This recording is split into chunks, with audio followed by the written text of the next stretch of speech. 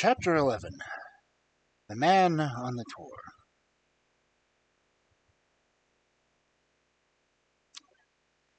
This extract from my private diary, which forms the last chapter, has brought my narrative up to the 18th of October, time which these strange events began to move swiftly towards their terrible conclusion. The incidents of the next few days are indefinitely graven upon my recollection, and I can tell them without reference to the notes made at the time. I start, then, from the day which succeeded that upon which I established two facts of great importance. The one that Mrs. Laurelini of Combe Tracy had written to Sir Charles Baskerville and made an appointment with him at the very place and hour that he met his death. And the other that the lurking man upon the moor was to be found among the stone huts on the hillside.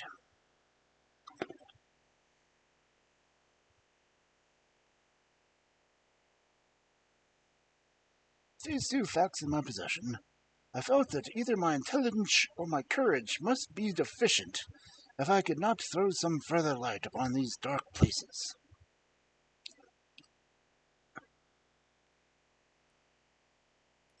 I had no opportunity to tell the baronet what I had learned about Mrs. Varines upon the evening before, for Dr. Mortimer remained with him at cards until it was very late. At breakfast, however, I informed him about my discovery, and asked him whether he would come to accompany me to Combe Tracy. At first he was very eager to come, but on second thoughts it seemed to both of us that if I went there alone, the results might be better. The more formal we made the visit, the less information we might obtain. I left Sir Henry behind. Therefore, not without some prickings of conscience, I drove off upon my new quest. When I reached Combe Tracy, I told Perkins to put up the horses, and made inquiries for the lady whom I had come to interrogate. I had no difficulty in finding her rooms, which were central and well appointed. A maid showed me in without ceremony, and as I entered the sitting room, a lady who was sitting before a Remington typewriter sprang up with a pleasant smile of welcome. Her face fell, however, when she saw that I was a stranger, and she sat down again and asked me the object of my visit. The first impression left by Miss Lyons was one of extreme beauty. Her eyes and hair were the same rich hazel color, and her cheeks, though considerably flecked, were flushed with the exquisite bloom of the brunette, the dainty pink which lurks at the heart of a sulphur rose.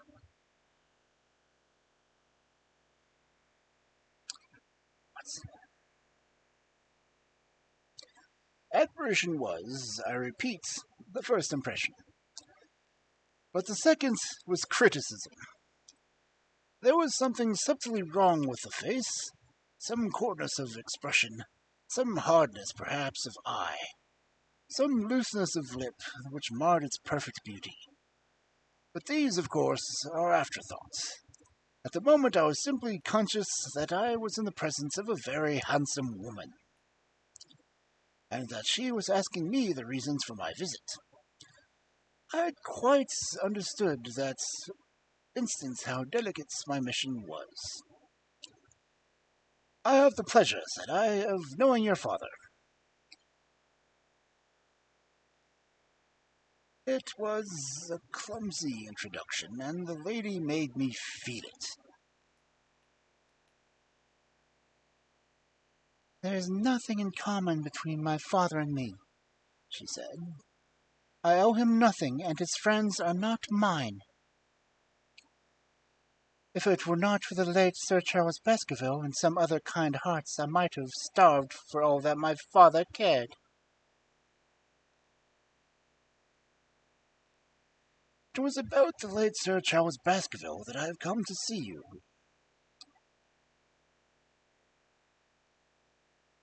The freckle started out on the lady's face. What can I tell you about him?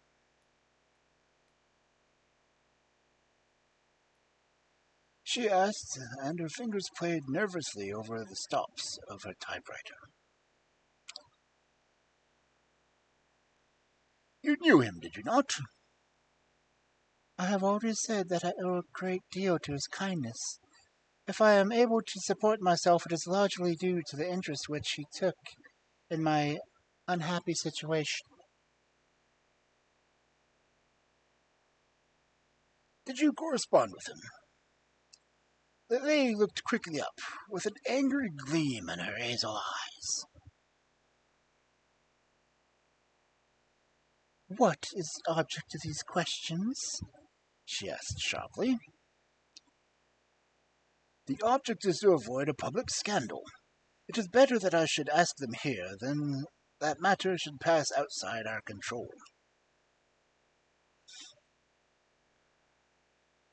She was silent, and her face was very pale.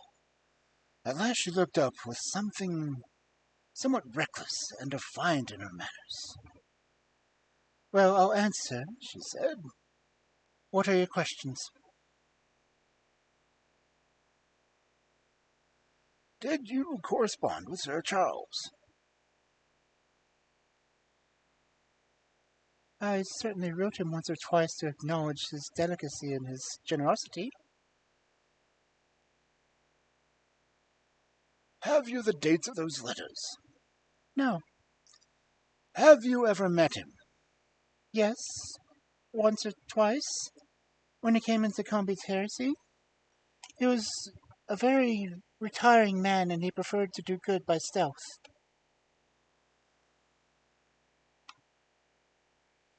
But if you saw him so seldom and wrote so seldom, how did he know enough about your affairs to be able to help you, as you say that he has done?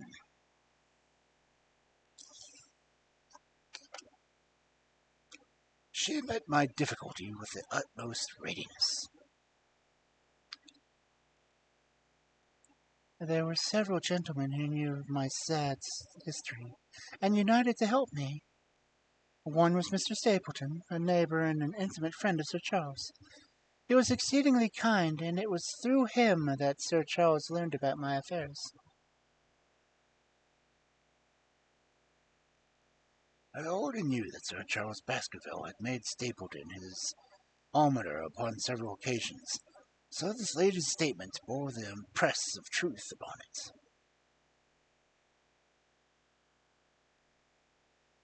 Did you ever write Sir Charles asking him to meet you? I continued.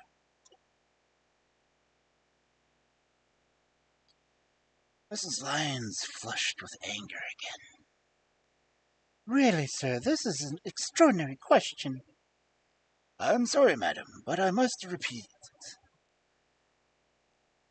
Then I answer, certainly not. Not on the very day of Sir Charles's death. The flush had faded in an instant, and the deathly face was before me. Her dry lips could not speak the no, which I saw rather than heard. Surely your memory deceives you, said I. I could even quote a passage of your letter. It ran, Please, please, as you are a gentleman, burn this letter, and be at the gate by 10 o'clock. I thought that she had fainted, but she had recovered herself with supreme effort. Is there no such thing as a gentleman? She gasped.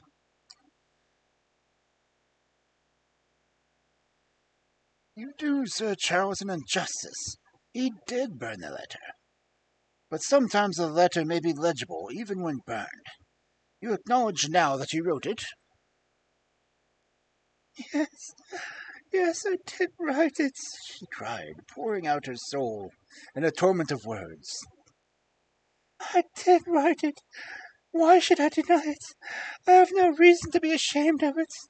I wished him to help me. I believed that if I had interview, I could gain his help, so I asked him to meet me. But why at such an hour? Because I had only just learned that he was going to London the next day and might be away for months. There were reasons why I could not meet there earlier.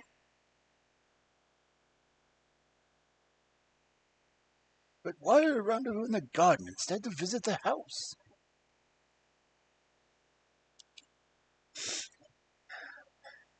You think a woman could go alone at an hour to a bachelor's house? Well, what happened when you did get there? I never went. Mrs. Lyons! No, I swear it on all that I hold sacred. I never went. Something intervened to prevent me from going.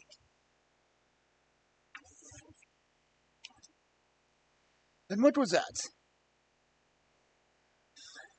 That is a private matter. I cannot tell it. You acknowledge, then, that you made an appointment with Sir Charles at the very hour and place at which he met his death, but you deny that you kept the appointment. That is the truth.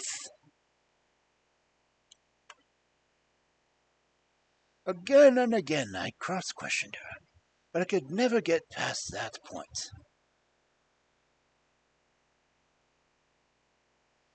Mrs. Lyons, said I rose from this long and inconclusive interview. You are taking a great responsibility in putting yourself into a very false position by not making it absolutely clean breast of it all that you know. If I have to call in to the aid of the police, you will find how seriously you are compromised. If your position is innocent, why did you, in the first instance, deny having written to Sir Charles upon that date? Because I feared that some false conclusion might be drawn from it, and that I might find myself involved in a scandal.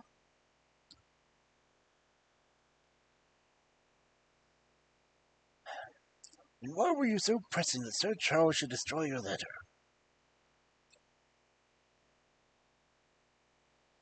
If you had read the letter, you would know. I did not say that I had read all the letter. You quoted some of it. I quoted the postscript.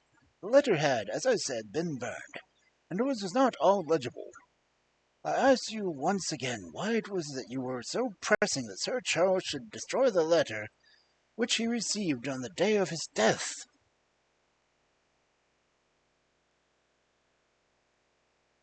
The matter is a very private one. The more reason why you should avoid a public investigation.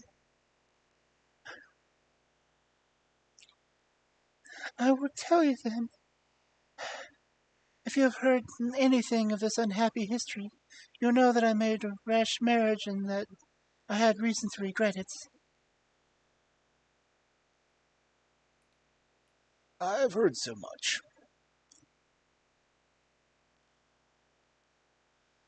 My life has been one incessant persecution after my husband's and my Arthur. The law is upon his side, and every day I'm faced with the possibility that he may force me to live with him. At the time that I wrote this letter to Sir Charles, I had learned that there was a prospect in my regaining my freedom if certain expenses could be met. It meant everything to me. Peace of mind, happiness, self-respect, everything. I knew Sir Charles's generosity, and I thought that if he heard the story from my own lips, he would help me. Then how is it that you did not go? Because I received help from an interval of another source.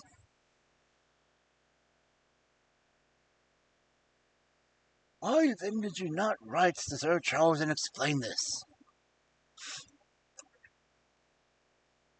So I should have done what I had not seen his death in the paper next morning.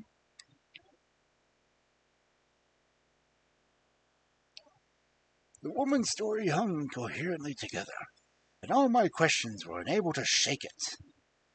I could only check by finding if she had indeed instituted divorce proceedings against her husband at or about the time of the tragedy.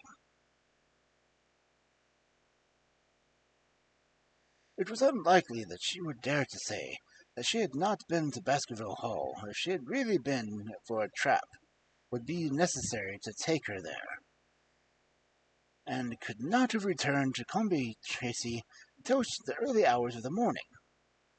Such an excursion would not have been kept secret. The probability was, therefore, that she was telling the truth, or at least a part of the truth. I came away baffled and disheartened. Once again I had reached the dead wall which seemed to be built across every path by which I had tried to get to the object of my mission. And yet, the more I thought of the lady's face and her manner, the more I felt that something was being held back from me. Why should she turn so pale? Why should she fight against every admission until she was forced from it? Why should she have been so reticent at the time of the tragedy? Surely the explanation of all this could not be as innocent as she would have me believe. For the moment, I could proceed no further in that direction, but must turn back to that other clue which was to be sought for among the stone huts at the moor. And that was the most vague direction. I realized as I drove back that I noted how hill after hill, traces of the ancient people Barrymore's only indication had been that the stranger lived in one of these abandoned huts, and many hundreds of them are scattered throughout the length and breadth of the moor.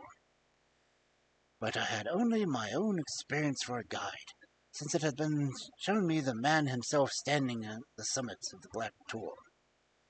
That, then, should be the center of my search. From there I should explore every hut upon the moor until I lighted upon the right one.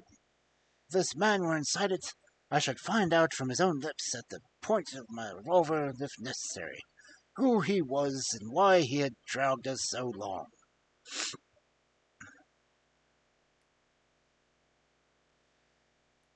Might slip away from us in the crowd of Regent Street, but it would puzzle him to do so upon the lonely moor.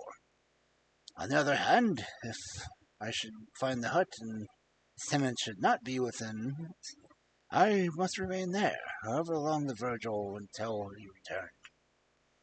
Holmes had missed him in London. It would indeed be a triumph for me if I should run him into earth where my master had failed. Luck had been against us again and again in this inquiry, but now at last it came to my aid, and the messenger of good fortune was none other than Mr. Franklin, who was standing grey-whiskered and red-faced outside the gate of his gardens, which opened up on the high road along which I had travelled. "Good day, Dr. Watson," cried he, with an unwonted good humour. "You must really give your houses a rest, and come in to have a glass of wine and to congratulate me." My feelings towards him were far from being friendly after what I had heard of the treatment of his daughter, but I was anxious to send Perkins and the wagonette home, and the opportunity was a good one. I lighted and sent a message to Sir Henry that I should walk home over the time of dinner. Then I followed Franklin into his dining room.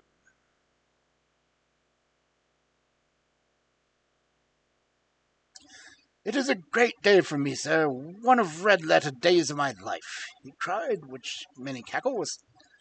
"I have brought off a double event. I meant to teach them in these parts the law is law, and there is a man here who does not fear to invoke it. I have established a right of way through the centre of Middleton Park. Slap across it, sir. Within 100 yards of his own front door. What do you think of that?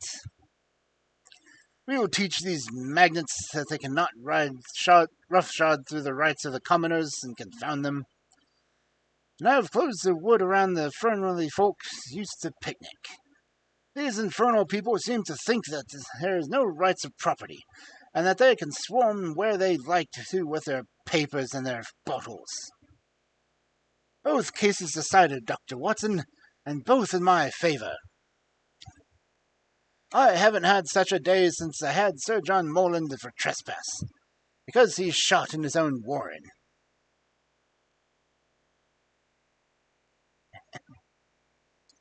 How on earth did you do that? Look it up in the book, sir.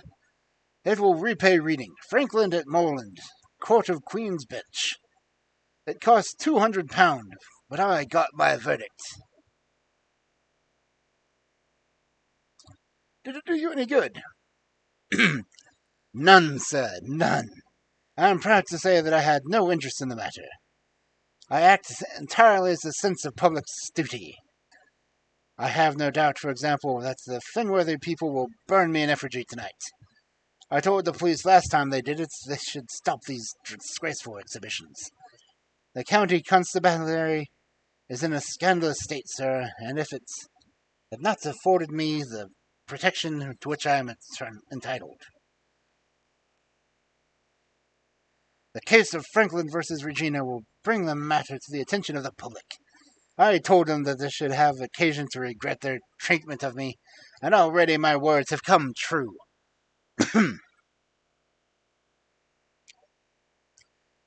How so? I asked.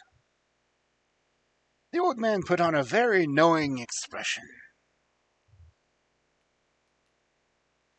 Because I told them that's what they are dying to know, but nothing would induce me to help the rascals in any way. I have been casting around for some excuse by which I could get away from his gossip, but now I began to wish to hear more of it. I had seen enough of the contrary nature of the old sinner to understand that any strong sign of interest would be the surest way to stop his confidences. Some poaching case, no doubt, said I, with an indifferent manner. Ha ha, my boy, a very much more important matter than that. What about the convict on the moor? I started. You don't mean that you know where he is, said I. I may not know exactly where he is, but I'm quite sure that I could help the police and lay their hands on him. Has it never struck you that the way to catch one man is to find out where he got his food, and so trace it to him? You certainly seem to be getting uncomfortably close to the truth. No doubt, said I. But how do you know that he is anywhere upon the moor?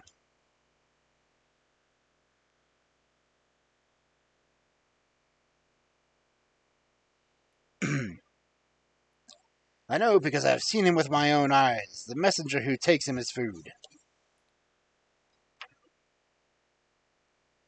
My heart sank for Barrymore.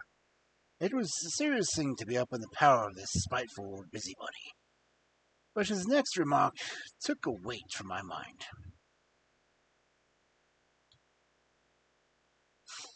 You'll be surprised to hear that his food is taken to him by a child. I see him every day through the telescope upon my roof. He passes along the same path at the same hour, and to whom should he be going to except the convict?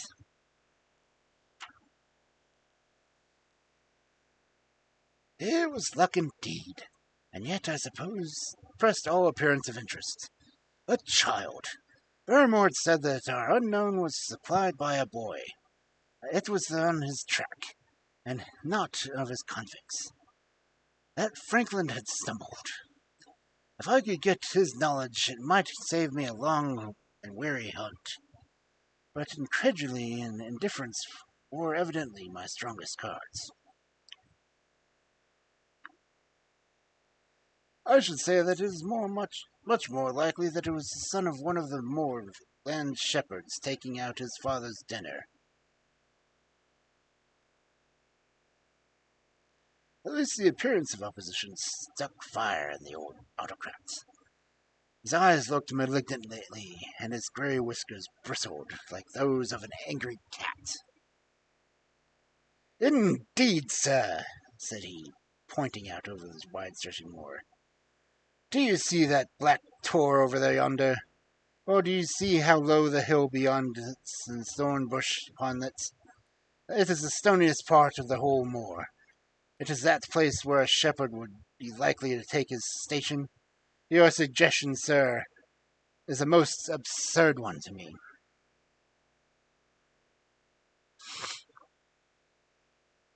I meekly answered that I had spoken without knowing all the facts.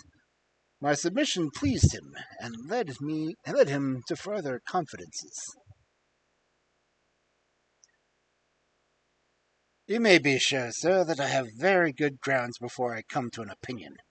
I have seen the boy again and again in this bundle. Every day, and sometimes twice a day, I have been able... But wait a minute, Dr. Watson. Do my eyes deceive me, or is there at present something moving along that hillside? It was several miles off, but I could distantly see a small dark dot against the dull gray and green.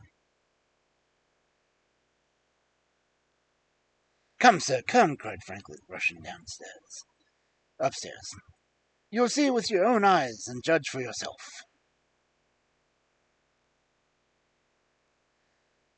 The telescope, a formidable instrument mounted upon a tripod, stood upon the flat leads of the house.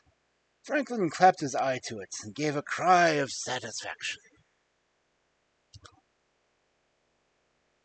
Quick, Dr. Watson, quick, before he passes over the hill.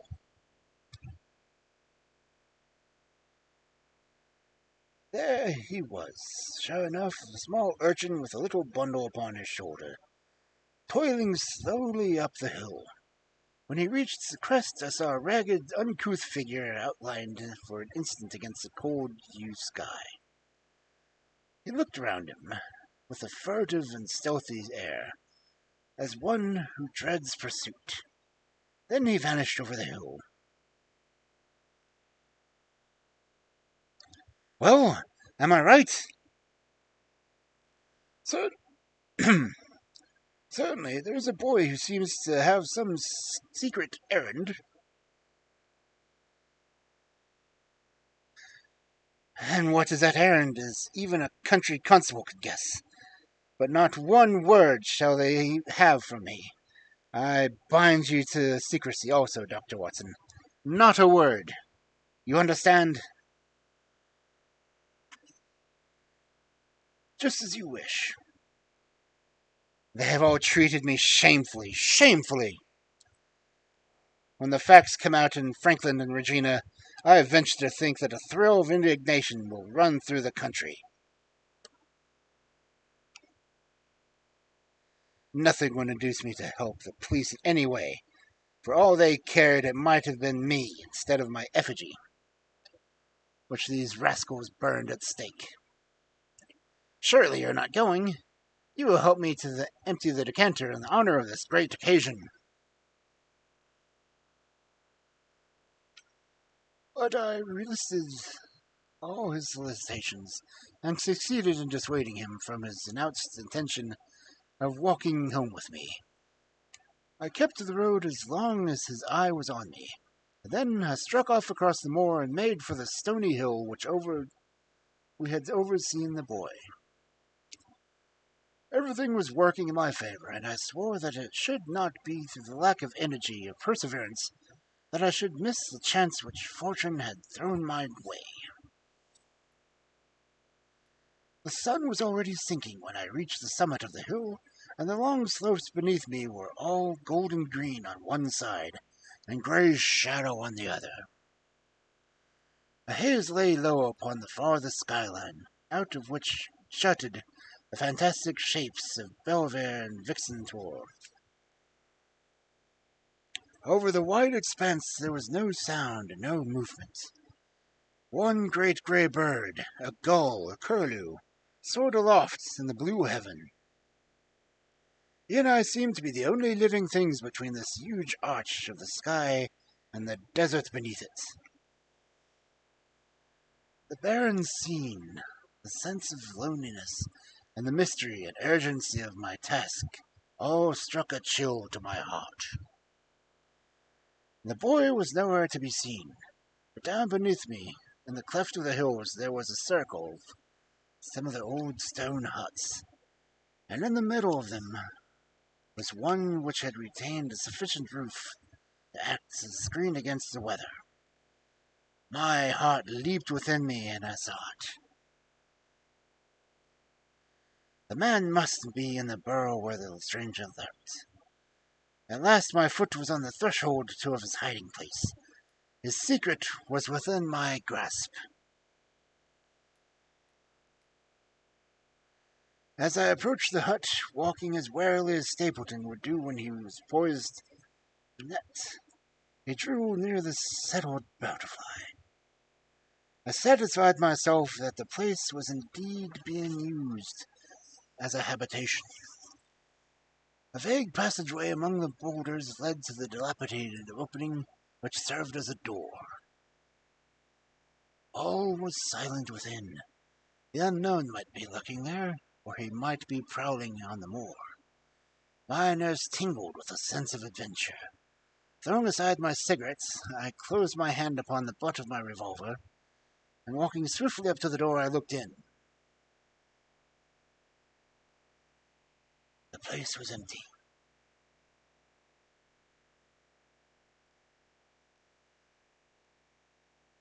There were ample signs that I had not come upon a false scent. This was certainly where the man lived. Some blankets rolled in a waterproof lay upon the very stone slab which Neolithic man had once slumbered. The ashes of a fire were heaped in a rude grate. Beside it lay some cooking utensils and a bucket half full of water. A litter of empty tins showed the place where he had occupied some time, and I saw as my eyes became accustomed to the checkered light, a pannikin and a half-full bottle of spirits standing in the corner. In the middle of the hut, a flat stone served its purpose of a table, and upon this stood a small cloth bundle, the same, no doubt, from the shoulder of the boy. It contained a loaf of bread, a tinned tongue, and 2 tins of preserved peaches. I set it down again, after having examined it. My heart leaped to see that beneath it there lay a sheet of paper with writing upon it. I raised it, and this is what I read, roughly scrawled in pencil.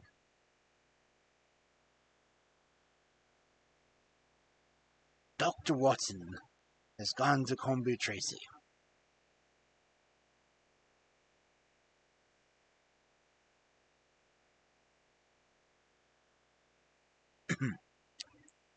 For a minute I stood there with the paper in my hands, thinking out the meaning of this curt message. It was I, then, and not Sir Henry, who was being dogged by the secret man. He had not followed me himself, but had sent an agent, the boy perhaps, upon my track. And this was his report.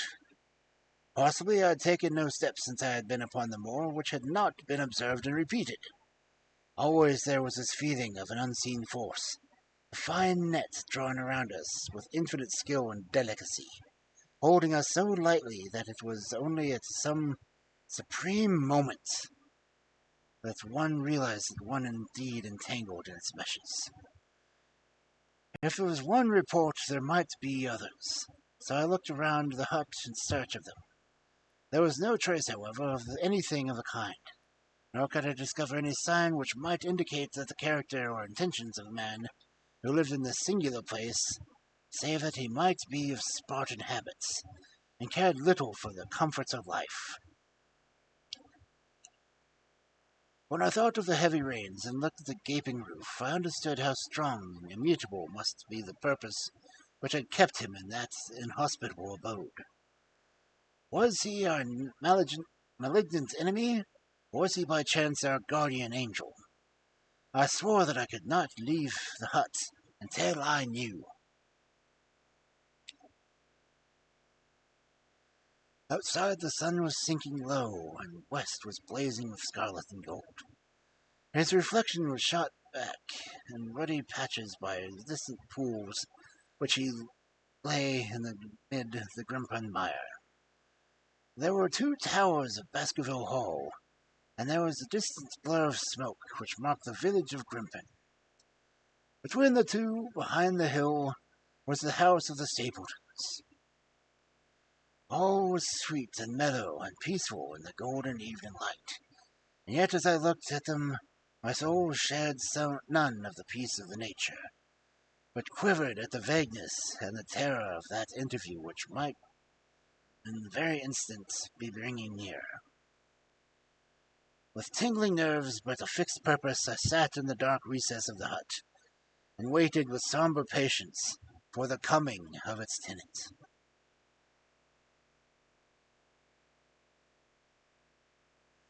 At last I heard them. Far away came a sharp clink of boots striking upon stone. Then another, and yet another, coming nearer and nearer. I shrank back into the darkest corner and cocked the pistol in my pocket, determined not to discover myself until I had the opportunity of seeing something of the stranger. There was a long pause which showed that he had stopped. Then once more the footsteps approached, and a shadow fell across the opening of the hut.